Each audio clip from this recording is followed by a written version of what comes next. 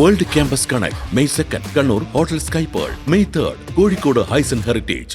എന്നെ പോലത്തെ ഒരാൾ നായകനായതുകൊണ്ട് മാത്രം ഒരു നല്ല സിനിമ ഓടാതിരിക്കാൻ പാടില്ല.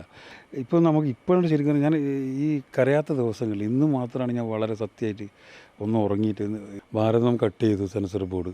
അങ്ങനെ ഒരുപാട് പ്രതിസന്ധികളിലൂടെയാണ് ഈ സിനിമ. എനിക്ക് ഇപ്പോൾ ആഗ്രഹം ആ പഴയ ഭാരത സർക്കാർ വെച്ചിട്ട് തന്നെ കോടതി വഴി പോയിട്ട് ഇത് റിലീസ് ചെയ്യണമെന്നാണ് എൻ്റെ ആഗ്രഹം. ഇനി സാധാരണക്കാരൻ ഒരാൾ ഇങ്ങനെ വലിയ സ്വപ്നം കാണാൻ പേടിക്കും.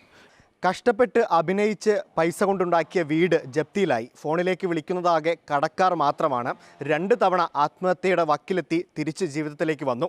100ഓളം സിനിമകളിൽ അഭിനയിച്ച് ഒരു സിനിമ സ്വന്തമായി നിർമ്മിച്ച മലയാളികളുടെ പ്രിയപ്പെട്ട നടൻ സുബീഷിൻ്റെ ഫേസ്ബുക്ക് പോസ്റ്റിലെ വരികളാണ്. സ്വന്തമായി ഒരു സിനിമ നിർമ്മിച്ച് സാമ്പത്തികമായി അത് പരാജയപ്പെട്ടതിന് പിന്നാലെ ജീവിതത്തിൽ വന്ന വലിയ പ്രശ്നങ്ങളൊക്കെയാണ് അദ്ദേഹം ആ പോസ്റ്റിൽ പറയുന്നത്. ഇപ്പോൾ സുബീഷ് നമ്മോടൊപ്പം ചേരുന്നുണ്ട്. ആ ഒരു സിനിമ സാമ്പത്തികമായി പരാജയപ്പെട്ടതിന് പിന്നാലെ വലിയ പ്രയാസങ്ങളുണ്ടായില്ലേ? തീർച്ചയായും കഴിഞ്ഞ 2 വർഷമായി ഒരു ജീവിതത്തിൽ ഒന്നും ആസ്വദിക്കാൻ പറ്റാത്തൊരവസ്ഥയാണ്. ഇങ്ങനെ ഓട്ടമാണ് ആ സിനിമയുടെ ബാധ്യതകൾ തീർക്കാനും ആ സിനിമ പ്രൊഡ്യൂസ് ചെയ്ത ആൾക്കാർ എല്ലാം നമ്മളെപ്പോലെ സാധാരണക്കാർ നമ്മളെ ഇഷ്ടപ്പെട്ട് വന്നു, സ്നേഹിച്ച് ആ സിനിമേനെ ഇഷ്ടപ്പെട്ട് വന്നവരാണ്. അപ്പോൾ അവസാനം എൻ്റെ തലയിലായി. അത് തീർക്കാനുള്ള ഒരു ഓട്ടത്തിനിടയിൽ ഞാൻ എന്താ പറയേണ്ടത്, അവസാനം ഒറ്റപ്പെട്ടു പോയി. പലതും ചെയ്തു, പക്ഷേ ഒന്നും നടന്നില്ല. എങ്ങനെയും കടന്നെടുത്ത് പിന്നെ നായകനായ സിനിമയിൽ അഭിനയിക്കാൻ വിളിക്കാറില്ല. പക്ഷേ അഭിനയിക്കാൻ വിളിച്ചാൽ പോലും എനിക്ക് മാനസികമായിട്ട് അതിന് പോകാനും പറ്റുന്നില്ല. അങ്ങനെ ഞാനിത് ബോംബെയിൽ വിൽക്കാൻ പോയി. അവിടെ കുറേ ഏജൻറ്റുമാർ എന്നെ പറ്റിച്ചു. ചെന്നൈയിൽ പോയി. പിന്നെ അതിനുശേഷം കുറേ പൈസ ഉണ്ടാക്കാനുള്ള നേരായ മാർഗം പൈസ ഉണ്ടാക്കാനുള്ള പരിപാടികൾ ചെയ്തു. ഒന്നും നടന്നില്ല. അങ്ങനെയാണ് ഞാൻ ഒരു പ്രാവശ്യം ഇങ്ങനെ തിരുവനന്തപുരത്ത് ഒരു ആവശ്യത്തിന് പോയപ്പോൾ ഇതിങ്ങനെ ജീവിതം മതിയാക്കിയപ്പം എൻ്റെ സുഹൃത്തായ ബിജുവേട്ടനത് അയച്ചു കൊടുത്തു.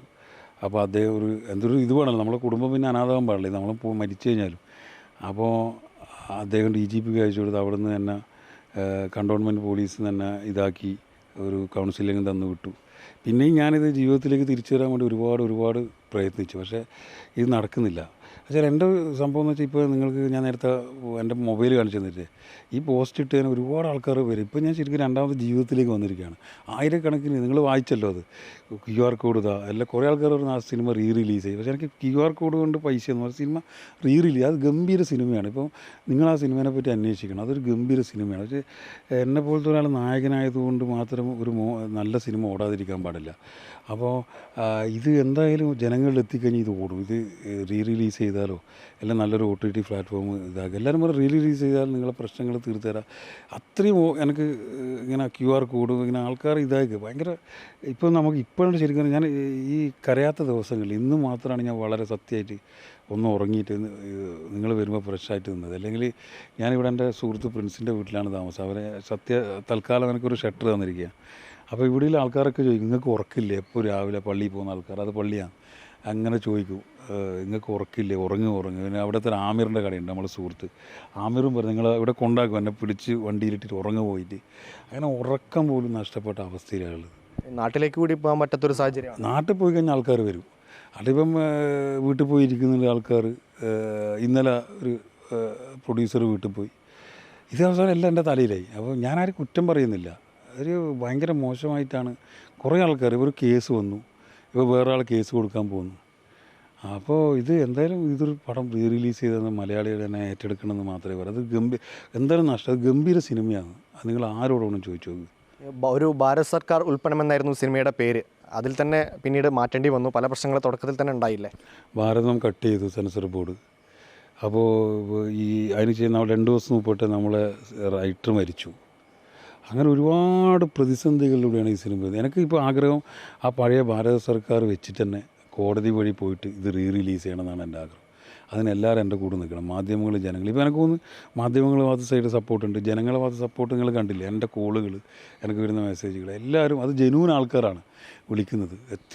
ഞാൻ തന്നെ ഞെട്ടിപ്പോയി. ഇങ്ങനെയും നിങ്ങളെന്താണ് ഇങ്ങനെ നിങ്ങൾ ഒറ്റക്കല്ല, എന്നെ കുറേ ആൾക്കാർ വിളിക്കുകയാണ്. ജാതി മത വ്യത്യാസമില്ലാതെ എല്ലാവരും എന്നെ വിളിച്ചുകൊണ്ടിരിക്കുകയാണ്. അറിയില്ല, ഇപ്പോൾ ഇത് ഒരു ഭയങ്കര ആൾക്കാർക്ക് BJPക്കാർ വിളിക്കുന്നു, കുറേ ആൾക്കാർ, പിന്നെ കുറേ ആൾക്കാർ കോൺഗ്രസിൻ്റെ ആൾക്കാർ, എല്ലാവരും ആൾക്കാരും വിളിക്കുന്നു. അപ്പോൾ സിനിമ റിലീസ് ചെയ്താൽ ഒരുവിധം പ്രശ്നങ്ങളൊക്കെ തീരും അല്ലേ? റിലീസ് ചെയ്ത് ജനങ്ങളെ തിയേറ്ററിൽ വന്ന് കണ്ടാൽ എൻ്റെ പ്രശ്നങ്ങൾ തീരും. അത് നല്ല സിനിമയും കണ്ടു. എൻ്റെ ജീവിതത്തിൽ ഞാൻ ഉണ്ടാക്കിയ സ്വപ്നം വെറുതെ ആവാതെ പോയി. അതിൻ്റെ വേറെ പ്രശ്നം എന്ന് വെച്ചാൽ ഇനി സാധാരണക്കാരൻ ഒരാൾ ഇങ്ങനെ വലിയ സ്വപ്നം കാണാൻ പേടിക്കും, ഞാൻ തകർന്നു പോയാൽ. അപ്പോൾ നമ്മളെല്ലാം പാനിക്കാണ്. ഇപ്പോൾ സിനിമ എന്ന് പറയുമ്പോൾ തന്നെ വീട്ടിലൊക്കെ പേടിയായി ഇപ്പോൾ. അപ്പോൾ അത്രയും അനുഭവിച്ചു. അങ്ങനെ ഒരു ദിവസം 15 ആൾക്കാരൊക്കെ എൻ്റെ വീട്ടിൽ പോയിട്ടുണ്ട്, ബാങ്കുകാരടക്കം. അപ്പോൾ അതൊക്കെ എങ്ങനെ എൻ്റെ അമ്മ ഹാൻഡിൽ ചെയ്തെന്ന് അമ്മ അവസാനം ഒരു ബോധം കെട്ടു വീഴേണ്ട അവസ്ഥയായി മാറി. അന്ന് ആ സിനിമ സാമ്പത്തികമായി തകരാനുള്ളൊരു പ്രധാനപ്പെട്ട കാരണം എന്തായിരുന്നു? അന്ന് ആ സമയത്ത് മഞ്ഞുമ്മൽ ബോയ്സ്, പിന്നെ പ്രേമലു, പിന്നെ എക്സാം, നോമ്പ് കാലം, റംസാൻ നോമ്പ് കാലം, അങ്ങനെയൊക്കെ ഒരു മാർച്ച് 8-നാണ് റിലീസ് ചെയ്തത്.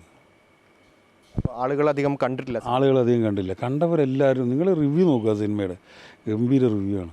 അതുകൊണ്ടാണ് എനിക്ക് ഒരു മോശം സിനിമ ചെയ്തിട്ടുണ്ടെങ്കിൽ എനിക്ക് ഒരിക്കലും ആൾക്കാരിങ്ങനെ സപ്പോർട്ട് ചെയ്യില്ല. ഇത് നല്ല സിനിമ ചെയ്തുകൊണ്ടാണ് ആൾക്കാരിങ്ങനെ സപ്പോർട്ട് ചെയ്യുന്നത്. അതിലെഴുതിയ കുറേ ആൾക്കാർ സിനിമാ മേഖലയിൽ നിന്നും നാട്ടിൽ കുറേ എൻ്റെ ഫേസ്ബുക്ക് പേജിൽ തന്നെ ഒരു 500 ഷെയറാറ്റം പോയി. അവർ പറഞ്ഞു ഇത് നല്ല സിനിമയാണ്, നമ്മളെ ഏറ്റെടുക്കണം, ഇയാളെ കൂടെ നിൽക്കണം എന്നാണ്. അതാണ്, സിനിമ റിലീസ് ചെയ്ത് തിയേറ്ററുകളിൽ ഒരിക്കൽ കൂടി എത്തിക്കഴിഞ്ഞാൽ ആളുകൾ കൈവിടില്ല. അങ്ങനെ ഈ ഒരു പ്രയാസങ്ങളിൽ നിന്ന് കരകയറാനാകും എന്നൊരു പ്രതീക്ഷയാണ് സുബീഷ് പങ്കുവെക്കുന്നത്. വീഡിയോ ജേർണലിസ്റ്റ് നവാസിനൊപ്പം reporter Shabas Ahammed, in reporter, Kochi.